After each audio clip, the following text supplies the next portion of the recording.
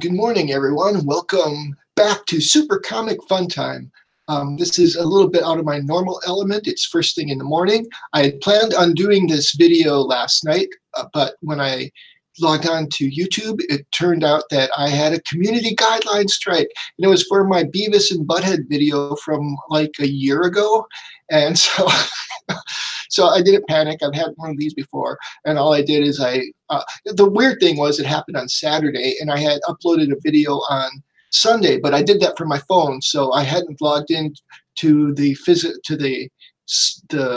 site from the computer in a number of days, and so yeah, it was really bizarre. But I just typed in my appeal. It is a review of a Beavis and Butthead comic book from the 90s, which was something that was popular in the 90s, something like that. And then this morning I checked my mail and my guideline strike was removed. So I thought, well, my breakfast is cooking. I'm making steel cut oatmeal in the microwave, which takes a little longer than making quick oats, but it's worth it. So I thought I would go over the books I got yesterday. It was a very exciting day. I didn't go last week because I was so far behind in my comic book reading.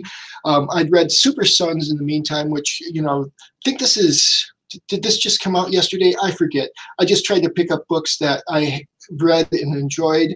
And so I think this came out yesterday. Super Sons 1 came out a month or so ago, but I just read it in the last week, and it was really a lot of fun. So I look forward to seeing how it goes on. I haven't read this one yet. I've only read one book, but it picks up from the events. It looks like it. I'm just going by the cover. See, these characters here were in the end of Super Sons #1, where like they're having summer vacation. It was just a fun book, and then these super villains capture them.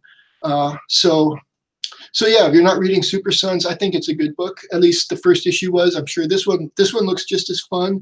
Here's a little bit of like Kitty Lex Luthor holding a wisdom cube. So I think that's all I'm going to do for spoilers, since I haven't read it yet myself.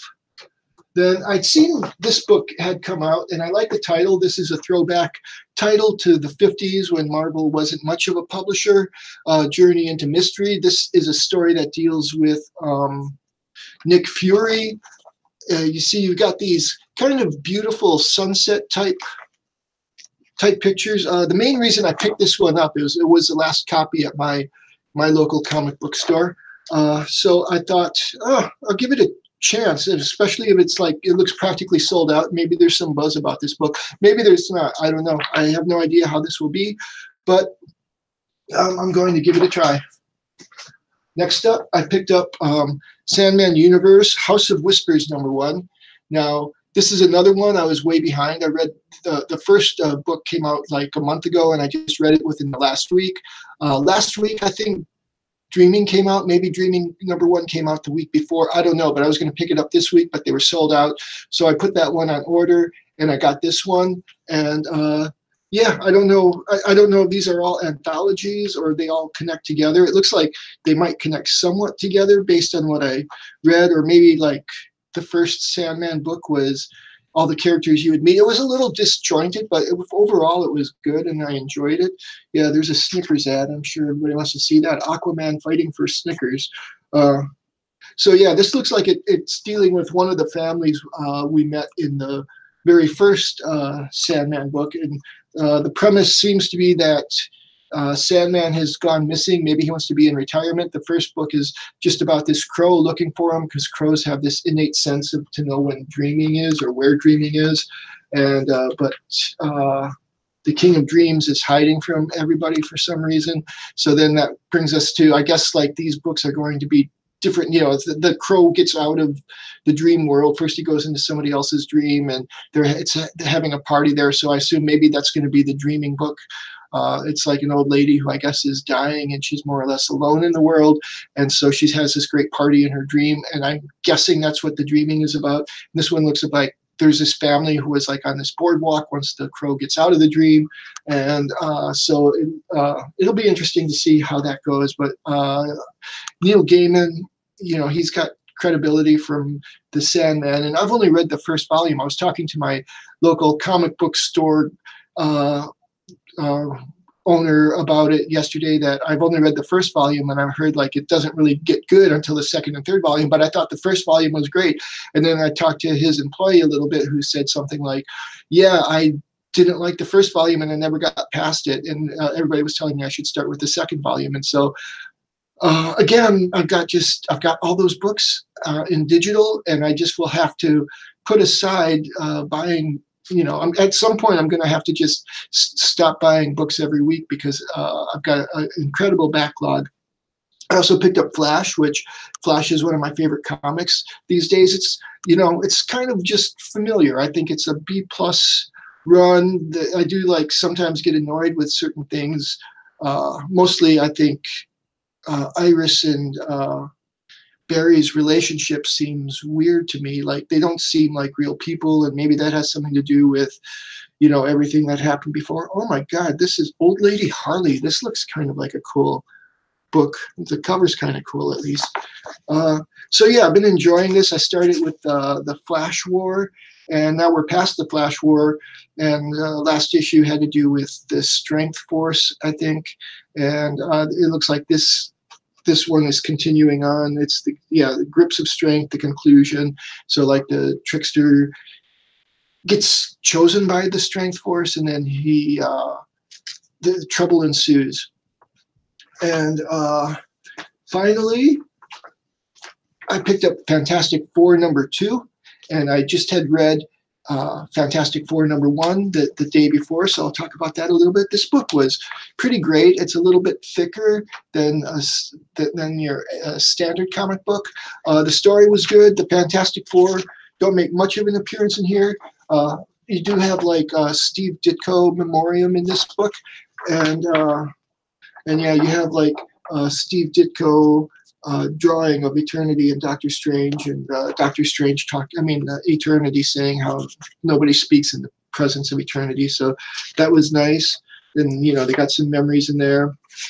And this, it's highly appropriate. I don't know if all the books this week had this, but certainly Fantastic Four returning. We start with this photograph of everybody together. And this story is basically Johnny Storm and Ben Grimm. I love this scene. I'm a cat person at heart, even though I don't have a cat right now. And so he's walking with Alicia. And, I cannot get the glare out of that. There we go.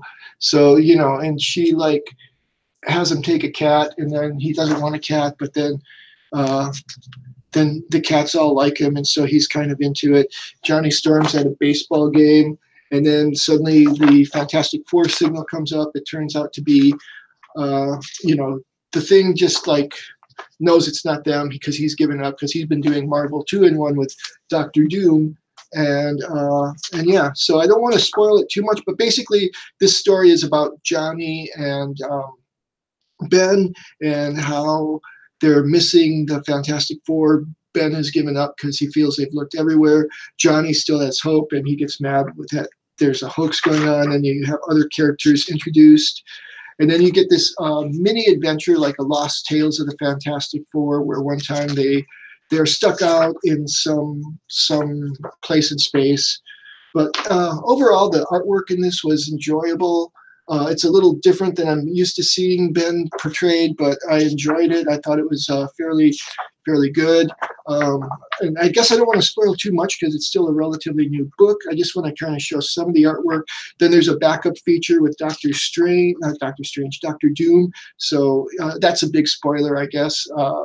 Is Doctor Doom is back to being evil. So I guess if Reed Richards comes into the main Marvel universe, and Doctor Doom has to go back to being evil, because that's just how it's set up.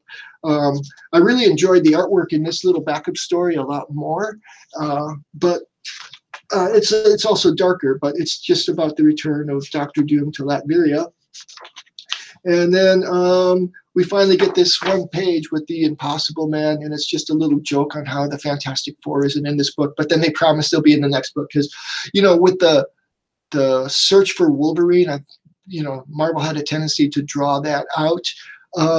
and I didn't like it. I got 2 issues of the Search for Wolverine or the Hunt for Wolverine, whatever it was, and none of the stories were all that compelling, so I kind of dropped that one.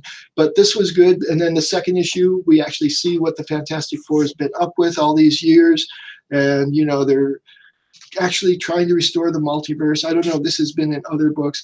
I really like this scene here. Again, it's like I don't have great lighting, but Franklin is creating. You see this ball here, and in my camera, oh, there we go. You can see some universes or some galaxies in there.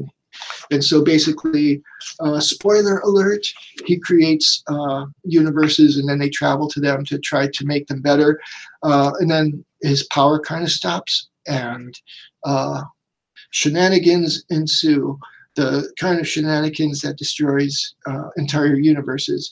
But, you know, in a sense, it's like, you know, easy come, easy go. If you can so easily create a universe, then maybe they're going to be easy to destroy. I don't know if that's the main point, but it ends up with Reed and Sue actually like signaling Ben and Johnny, and then the Fantastic Four is back together again. So overall, I'm really enjoying the Fantastic Four, Super Sons. My favorites right now are Justice League Dark, which wasn't out this week, and Venom, which wasn't out this week. I'm looking forward to Heroes in Crisis, and then there's some Batman thing that's coming out that's going to be like a 3-issue prestige format.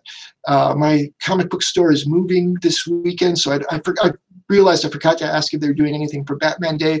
I'm going to have a video up for Batman Day. It's already done. I just have to do a little bit of editing on it, and I will release that on Saturday. And so go ahead and give it a like. Give this video a like. I'm going to go ahead and close it out here. Thank you for watching, and I will be back soon. Super Comic Fun Time out.